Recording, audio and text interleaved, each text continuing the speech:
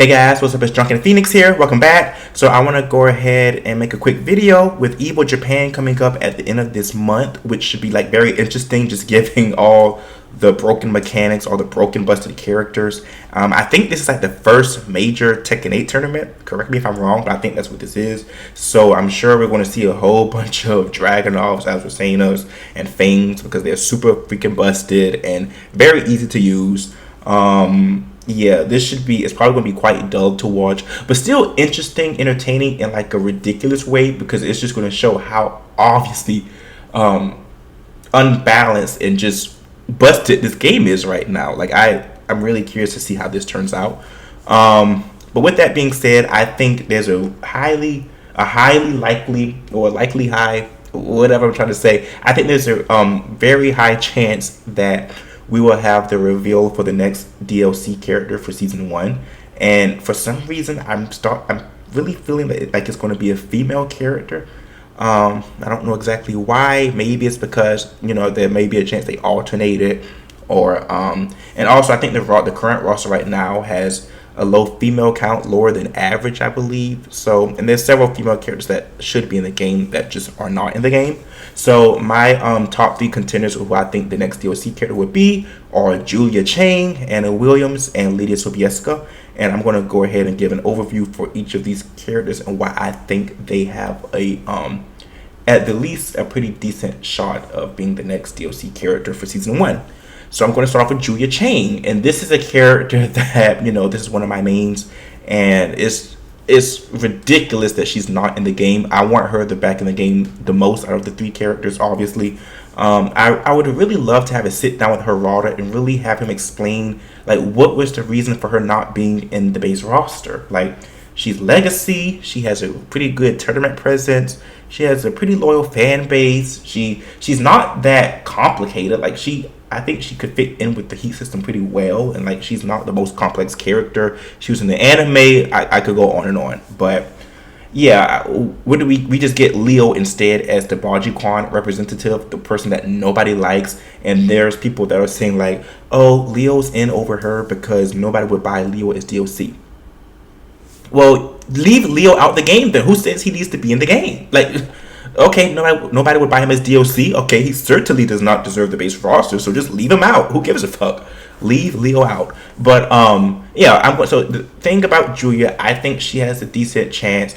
Unfortunately, I think out of these 3 characters, she probably has the lowest chance of making it as the season 1 DLC that's announced during Evo Japan, and I'm going to get into why. Okay, so I think she has an okay chance because she's a legacy character. A lot of people feel her absence. A lot of people, she does have a loyal fan base. I mean, we are not the most vocal fan base, but just know the Julia Chang fan base, the Chang gang is definitely out there, and we want her back. And we're doing our jobs to try to get her back, putting her in the internet algorithm, making videos about her like I am right now.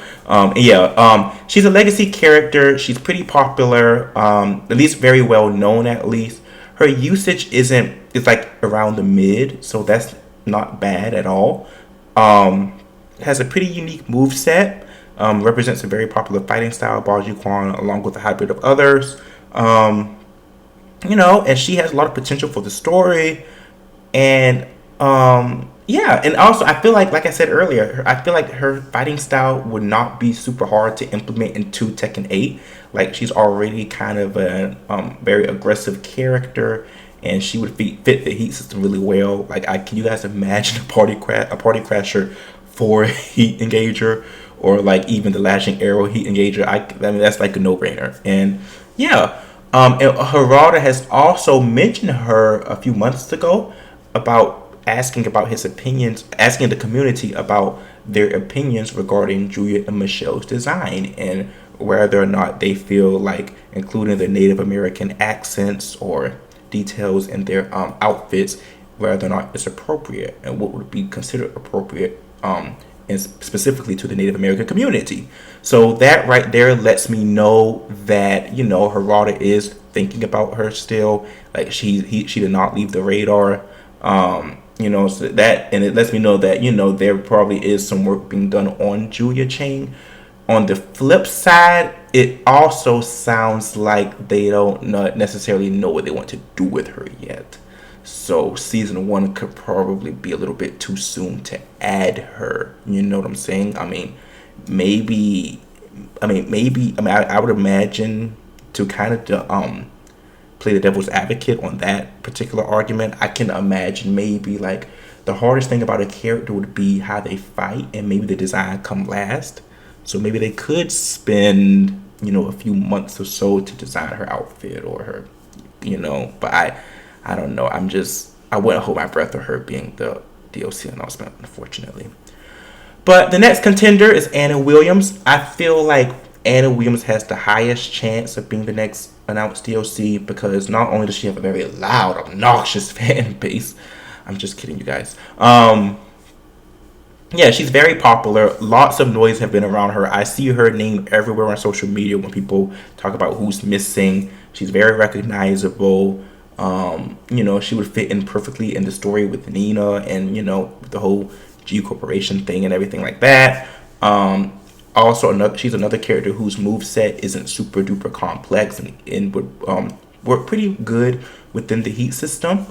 And Harada has been doing a lot of teases in the past, like as of like recent, like within the past year, maybe even the past few months, like doing a whole bunch of polls of Anna and Nina. I'm not sure why, but I guess he's trying to get some gauge on it. It seems like Harada prefers Nina over Anna, obviously, but once again, like I said about Julia, Anna is definitely on his radar. Some people suspect that the stage and the Times Square stage that the poster that says Crimson Cendrillon, that's possibly a reference to Anna Williams in the game.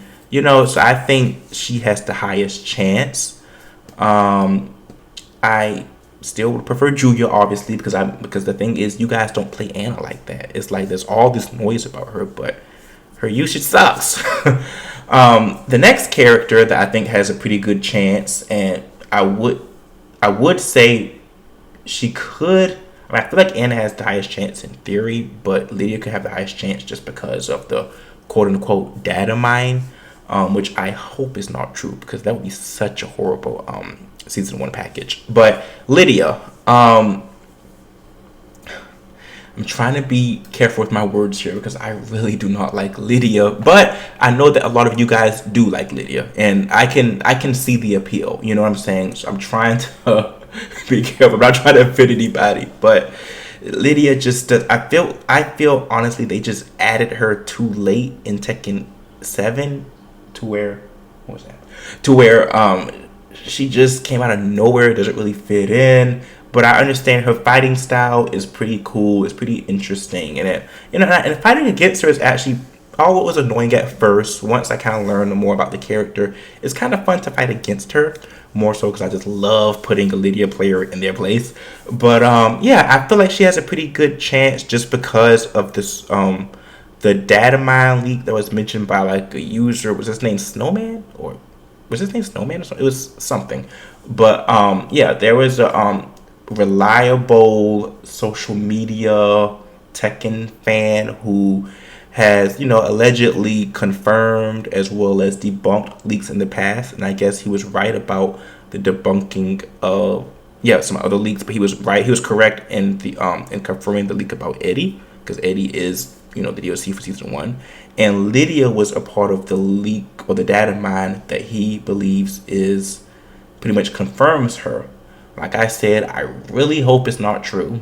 Sorry, Lydia Maines. It is, and I don't have a deep hatred for her. I don't think she should not be in the game. I just think that she should not have priority right now. But I think she has a good chance because of the data mine. That's unfortunately this DLC reveal is going to be very telling, because if it's Lydia that's revealed next, pretty much we already know who the rest of the season 1 package will be. But I think she also has a good chance because I know a lot of people do like her. A lot of people like her fighting style. And she was pretty popular. I know she generated a lot of sales for Tekken 7 because I know a lot of people played her. She has a lot going for her. Yeah, I think mainly because of the data mine leak. That's why I think she has a decent chance, and that she has proven she can make money, and her fighting style, is pretty cool, I guess. So, yeah. So those are my thoughts. I like I said, I'm hoping for Julia the most, but I feel like we're probably going to have to wait a little bit longer, but having wishful thinking. But those are my thoughts. Let me know what you guys think. Do you guys agree with me? Do you guys disagree with me? Do you guys think that the next season one reveal will the next character reveal will not be during Evo? Like, remember, the next character will be revealed will be released in the summer. So I think this would be a perfect time to kind of just give us like a little hint of who it's going to be. Not necessarily a trailer, but just a reveal. So leave a comment, subscribe, like this video, and I'll see you guys next time.